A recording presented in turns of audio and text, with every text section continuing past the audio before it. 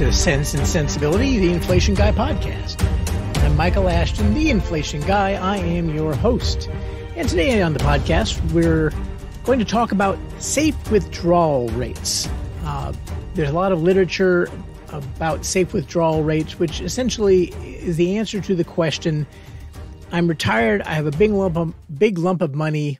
What percentage can I take out every year and not run out of money? And so I'm going to give you sort of my take on that when inflation actually matters. Now, obviously, we know that inflation matters.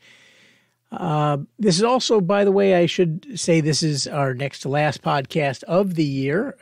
As with last year, I'm going to do next week when the CPI comes out, I'll do my usual post-CPI summary podcast and then take a couple of weeks off to regenerate and figure out what to talk about for next year. So today is the last non-CPI podcast of the year. And so I want to first wish everybody a happy holiday season, Merry Christmas, and Happy Hanukkah to those of you who celebrate. Now a word from our sponsor. This episode of Sense and Sensibility is sponsored by Simplify ETFs, a fast-growing $3 billion ETF shop, democratizing access to the most sophisticated alternative strategies. With diversifying strategies like market-neutral equity, long-short, managed futures, and multi-strat quant, Simplify has a suite of compelling tools to help address the biggest concerns with the classic 60/40 portfolio. Check out their website at simplify.us. You can find their entire lineup of ETFs at simplify.us/ETFs. And there's quite a few of them out there now. I will also, as normal, we'll start with a trivia question. And this is a finance and an investment management related question. In 1974, the Employment Retirement Income Security Act, more prosaically known as ERISA, was passed. And the question is, what auto company's pension plans collapse is generally credited with prompting ERISA? What auto company's pension fund, when it collapsed, kind of prompted the creation of ERISA in 1974? Now, before I get into safe withdrawal rates, I do have one other pending item or old business, as they say. And that's that I got a listener question after last week's podcast. I think it's a very good listener question, and I think it's worth addressing. The last episode was about college tuition inflation, and I talked about the quality adjustment of college tuition inflation and pointed out some kind of odd things about college tuitions over time and at any given point in time. And so listener JD writes, and I've kind of abbreviated, I've shortened his email a little bit, but there's a lot of really good stuff here. What role does the, quote, money supply offered by the federal government in the form of uncollateralized student loans play into the equation? To me, meaning to JD, it intuitively explains quite a bit, as the money supply to pay for college, particularly through debt, is a unique can of worms. Absent the federal government's interference, no individual business or underwriter in the world would assume the risk to lend a 17-year-old student with no collateral $50,000 per year for an art history degree with no clear plan on how to pay it back. Not only does this introduce significant price distortions, possibly explaining why any given product is the same price per credit hour, meaning both art history and economics are same price per credit hour, but it removes resistance from universities to raise prices in the future and to fund luxury facilities to attract new student borrowers. Left to natural forces and no government financing intervention, would we not likely see supply and demand reprice the history versus economics degrees as relatively different and also the average price come down? That's the end of the quote from JD. And this is a very insightful observation, and it makes me a little sad that I didn't sort of point out myself. And JD, you're exactly right. And in fact, there are a lot of people out there in private education and people trying to reform private education I've actually got a friend who I might try to get on this podcast one of these days to talk about this. But people who are trying to reform private education, one of the things that they want to reform is the notion that the college really the value of the degree and the cost of the degree are completely unrelated. And part of the reason they are unrelated is because of this, as you point out, this sort of no strings attached debt that anybody can get. Almost any credit quality can get it for almost any reason associated with higher education. And that's, as JD points out, a little crazy. So yes, in terms of the context and the sorts of things that I normally talk about in this podcast, that's kind of like the Fed printing money, but in this case, a very particular script that only applies to education. And so, yes, what you would expect to see happen over time is that the cost of education goes up because the money used to pay for education got relatively cheaper. So that's a very insightful observation. And last week I talked about how maybe some of the increase in tuition is illusory because we're not quality adjusting it very well. And I still think that's probably there's some of that going on, but also no doubt there is some part of what JD is talking about that. Yes, making money available for no strings attached is like a money supply increase in the general economy, and you'd expect to see the price of the thing go up. We see this in other phenomena, other scenarios as well. When you go through period, if you look back at the real estate bubble in 2006 and 2007. One of the things that happened was sort of these no-doc loans, kind of where you just had to state your income and people would give you a loan for 100% of the supposed value of the property. And the value of the property was sort of loosely analyzed because at the end of the day, you sort of felt like, the price of the thing of those things of the collateral was going to go up. Well, that isn't necessarily, money from the Fed being added, but it's a very specific, the ability of home borrowers back in 06 and 07 to very easily borrow a tremendous amount of money on what otherwise is pretty crappy credit is one of the reasons that bubble ended up bursting. And it's one of the reasons it became a bubble in the first place. So you see, so that is very similar to the idea that if the government gives lots of money to universities indirectly through these borrowers, you expect the price of the good to go up. And in fact, the inflation hedge that we designed some years ago actually took that into account and sort of said that in certain economic environments, you see more of that and therefore tuition behaves in a certain way without going into great detail here because it's not really relevant. But then the last thing that JD said was that, if there was no government financing intervention, wouldn't you see supply and demand reprice not only overall education, but differentially price these two things? Because now if you have to pay for the economics degree and there's not free government money available, and so you've got to have a plan as to whether you're going to pay back economics or pay back art history, then you as the buyer are going to be much more willing to go and pay that price for an economics degree or a business degree or a marketing degree than you are versus, for a history degree. And so if this is a true free market, then you would expect that the price of an art history degree would go down. If you wanted to go and get an art history degree, it would be cheaper because, let's face it, you have fewer financial opportunities, economic opportunities after you get that degree than you do if you have a marketing degree.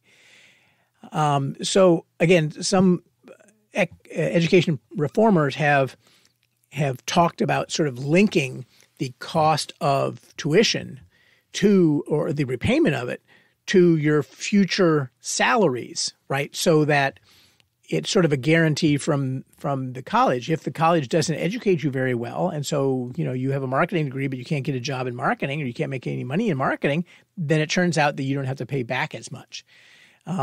So there's all kinds of these, the thoughts that JD presented, and that frankly I should have presented last week.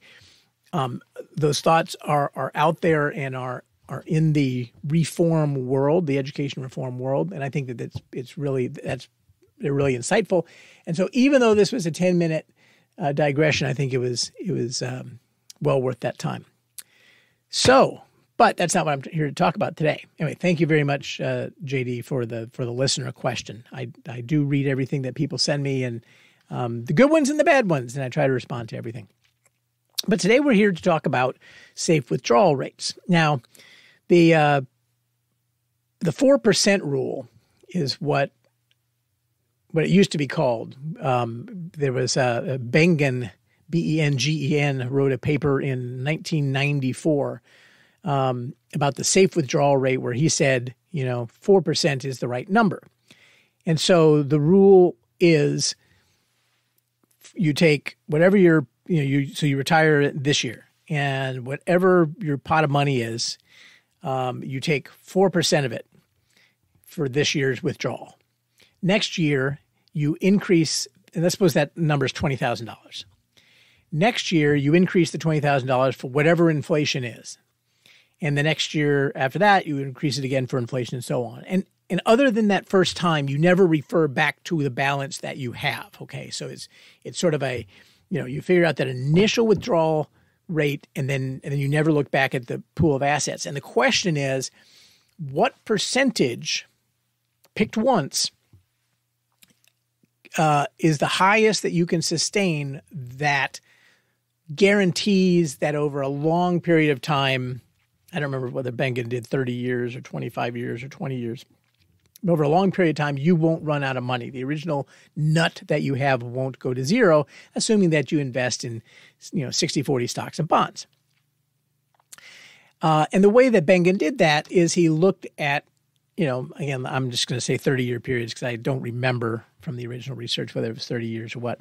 But he looked at over all 30-year periods, going back a ways, pre-war, and said, okay, well, what would the portfolio have done? And if I took out 4% every year, let's go run it through and go figure out how much money, would I have had money at the end? And if the answer is no, that's a failure. If the answer is yes, it's a success. And he figured out that, through all the different seasons of asset markets, that 4% was pretty safe, that you were virtually guaranteed to have money at the end. If you had a 1970s period or early 1980s period, didn't matter. You were still going to be able to survive. Now, how well you survived had a little bit to do with when you started taking withdrawals, but that's not terribly surprising. The Trinity study, and I went to Trinity University, and there were several professors at Trinity University who updated this idea some years after that, a few years after that, and sort of broadened it and made a whole table and said, okay, suppose it wasn't 60-40. Suppose it was 75-25. Suppose it was 80-20. Suppose it whatever. So for all these different mixes, let's also look back through history, figure out how that mix would have done, and then look at all the different withdrawal rates that we could have had so that you can, and they have a table that says, okay, if you chose this mix, then this withdrawal rate was acceptable.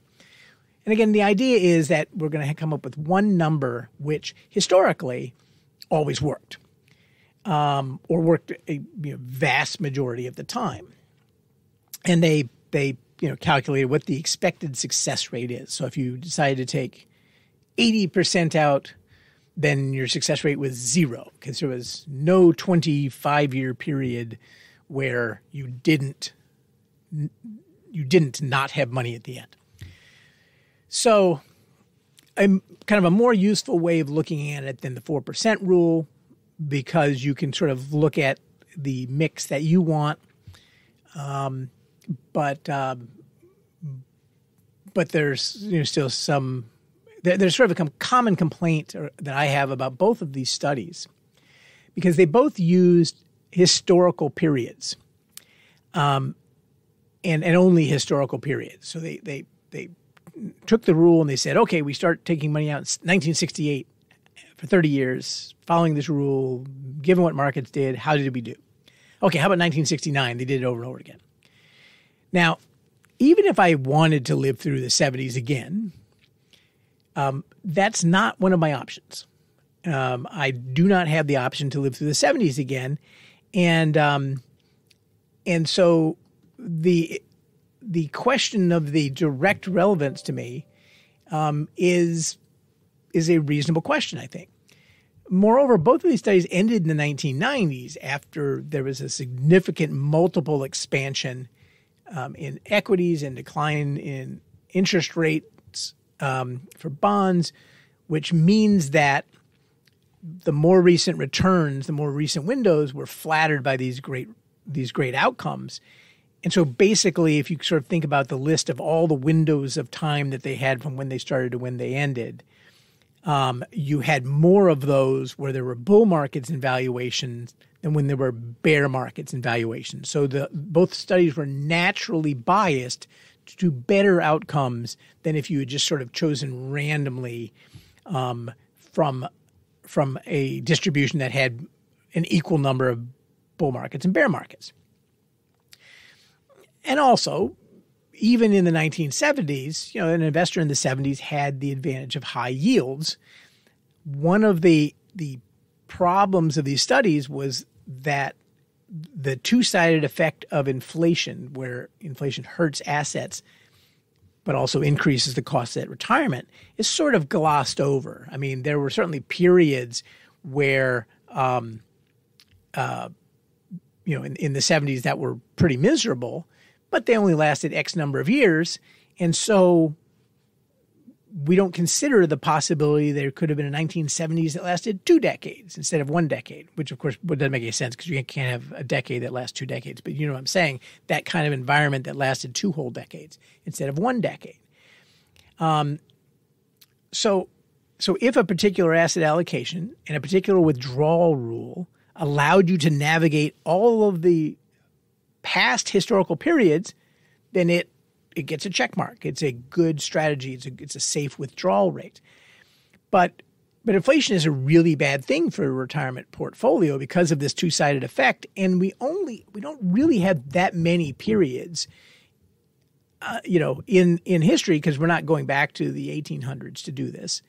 In the last 100 years, there's only been really one real bad inflation outcome, and they weren't including all of that. So they didn't go back to the teens, the 19 teens, for example. So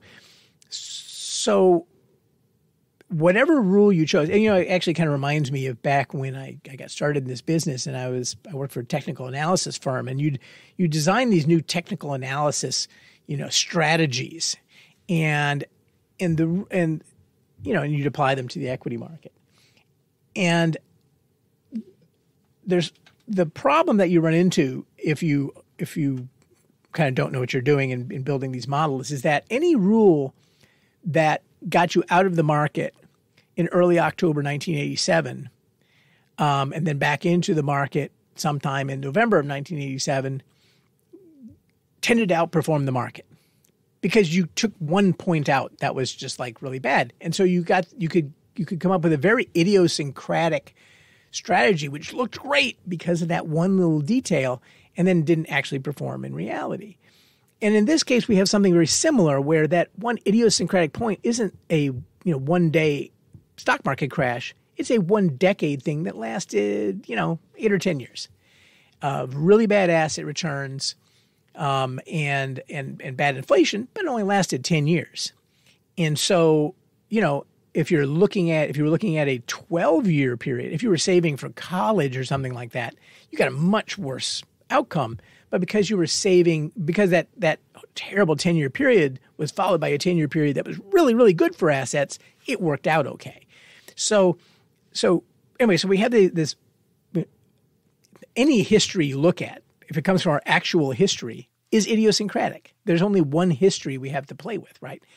So anyway, so that's the problem with the historical sampling method. It can only sample from existing history, which whatever you come up with, whatever the advice you get out of it, it's going to promote over-optimism based on the range of economic and investing environments actually observed, sort of a financial anthropic principle.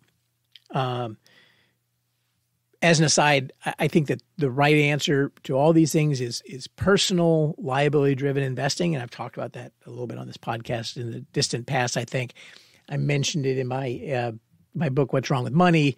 I'll link in the notes to a paper that I wrote for the Society of Actuaries about personal liability-driven investing, which is basically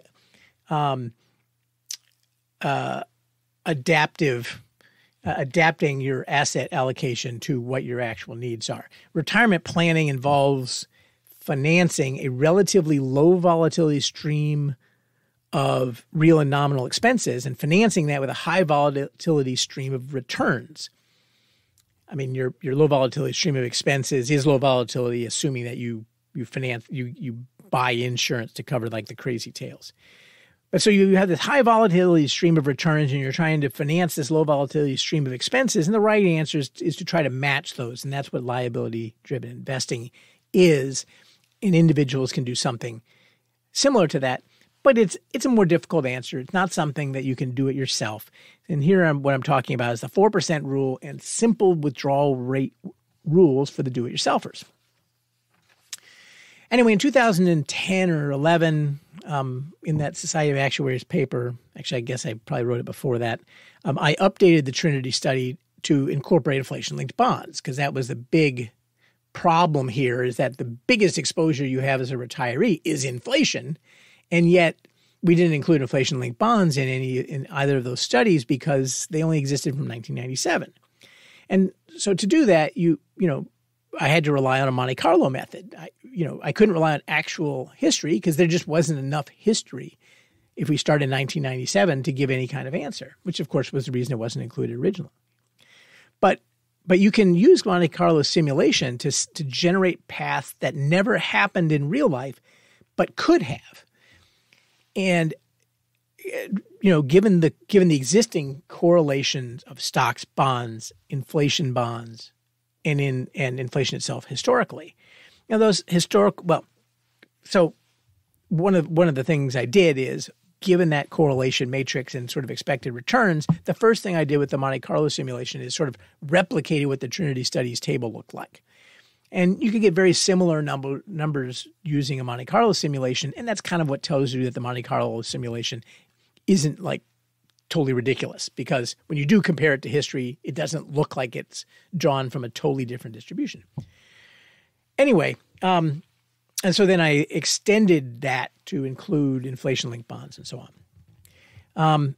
Now, of course, those you still have to assume something, and we have to assume these historical correlations, which could also change, which is why any withdrawal rule, and this is if you're an individual investor and you're a do-it-yourselfer, any withdrawal rule that you have that has survived the known unknowns, you need to still make it a little more conservative in order to weather the unknown unknowns like the correlation matrix shifts. But at least if we directly address the inflation unknown, then we should be able to do better and come up with better answers. And it turns out that you do.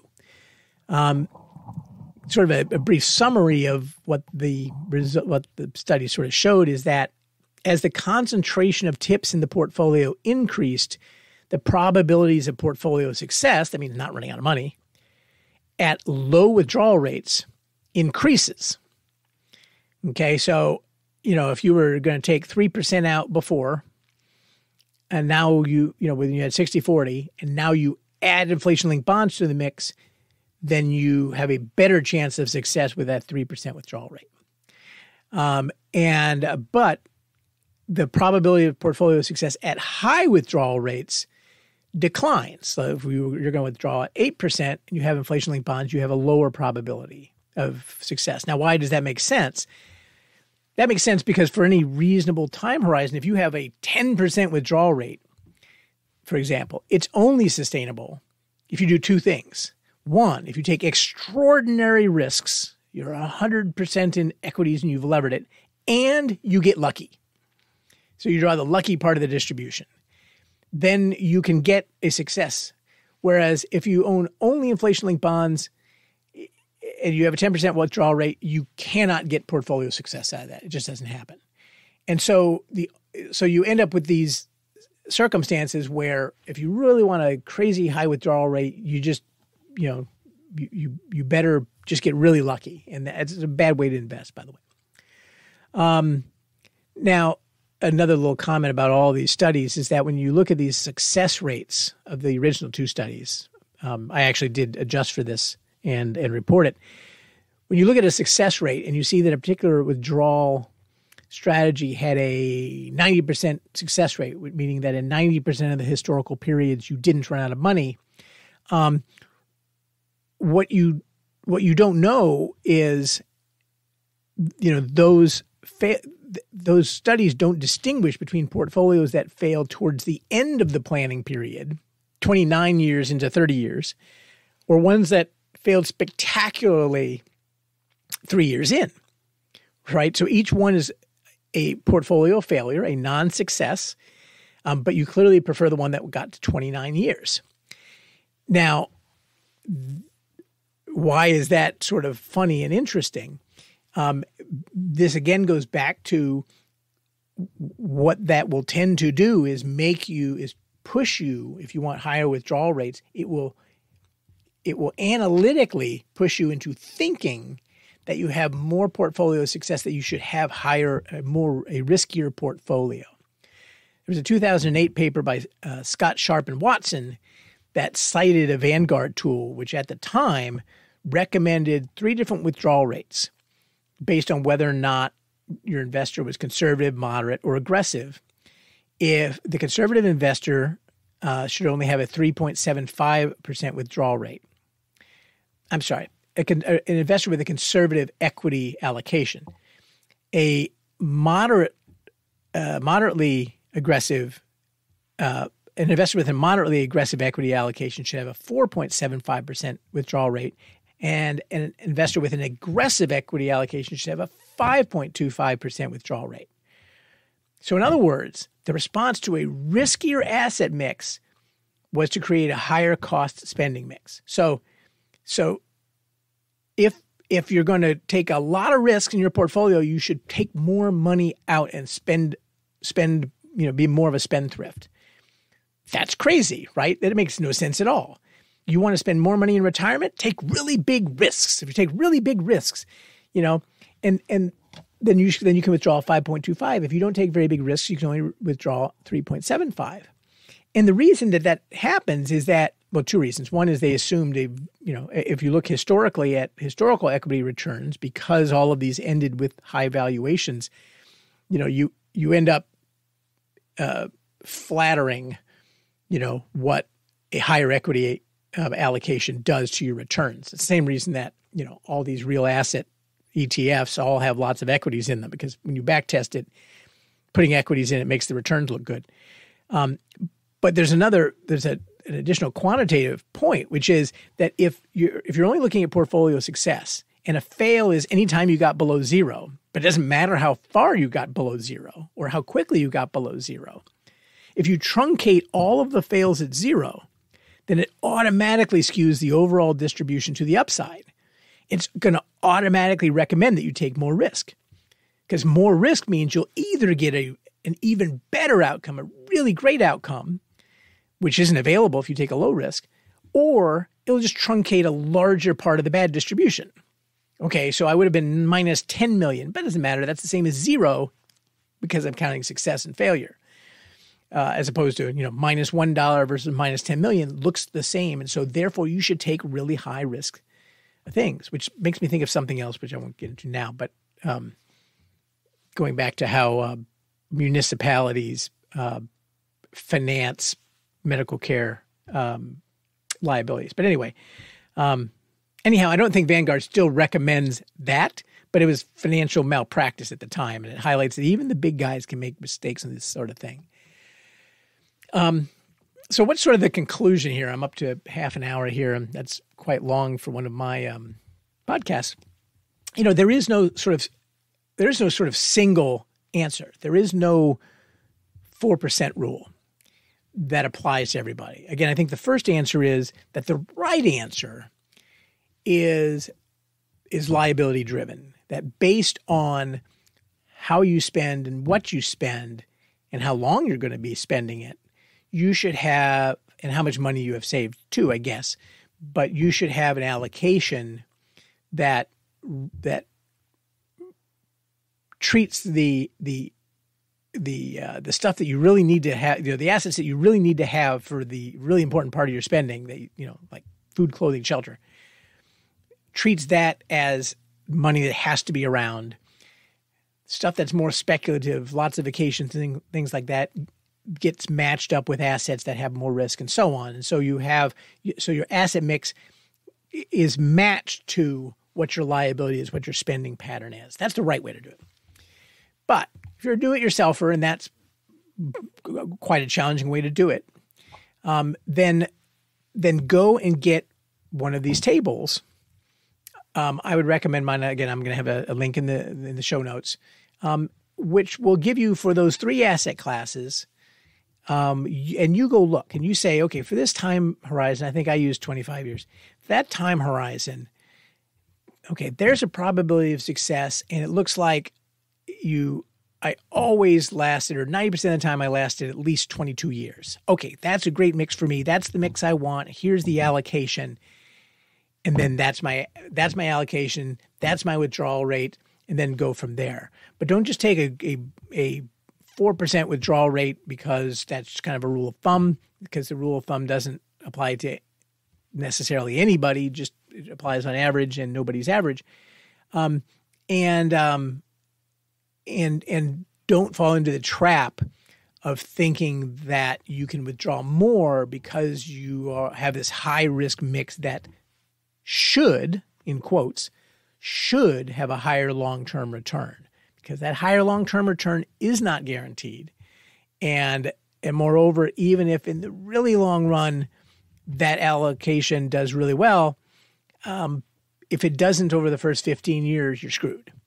And so, those higher risk allocations are a little bit of fool's gold. They're always going to look a little bit better, especially when run on historical periods, than they really are. And you should understand that there's a quantitative reason for that, and it's because you truncate the zeros. LDI is better because, among other reasons, reducing the mismatch between those assets and those liabilities means that your long-term planning doesn't depend as much on your assumptions about returns, variances, and correlations, because those errors only operate on the mismatch rather than on the whole asset base. And moreover, when you do reduce that mismatch, it means that you behaviorally will tend to stick through bad market periods better, because what's happening in your portfolio is more tightly related to what's happening in your life. Okay, so that was a little bit longer than my usual, but part of that is thanks to JD once again for those for the letter that so I could clarify on the education stuff. And before I forget, the answer to the trivia question, which is about ERISA. In 1974, ERISA, the Employee Retirement Income Security Act, was passed. What auto company's pension fund failed, which is usually attributed to being the precipitating factor that led to the creation of ERISA. Now, your initial guess, of course, when you think about when you're of a certain age anyway, and you think about the failure of an auto company, is you think about Chrysler, because in the early 80s, Chrysler failed. But of course, early 80s was too late. ERISA was already around. And by the way, the Chrysler pension fund didn't fail, probably partly because of ERISA. But It was actually the failure of the Studebaker-Packard company that, and the failure of the Studebaker-Packard pension plan that led to the creation of ERISA. Check the show notes. I will have a link to my Society of Actuaries paper. And that's all for today's podcast. Please write if you have a question, and like and refer other people to this here podcast. Contact me at inflationguy@enduringinvestments.com. Subscribe for free to the blog at inflationguy.blog. Follow me on Twitter at inflation_guy. Visit enduringinvestments.com if you have an inflation challenge, and defend your money. And if inflation is coming for you, remember, you know a guy.